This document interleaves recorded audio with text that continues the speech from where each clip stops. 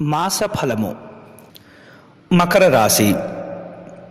మకర రాశి వారికి ఈ డిసెంబర్ నెలలో అప్పులు చేయవలసినటువంటి పరిస్థితి కనిపిస్తుంది. స్థిరాస్తుల కొనుగోలు ప్రయత్నాలు ఫలించగలుగుతాయి.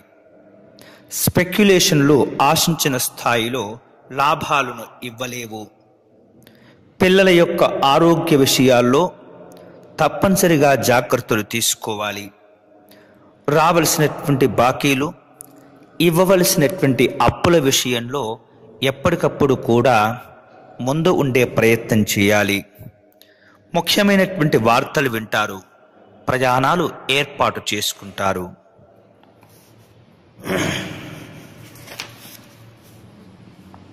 ఈ వీడియో వెంటనే మీ స్నేహితులకు షేర్ చేయవలసిందిగా ప్రార్థన.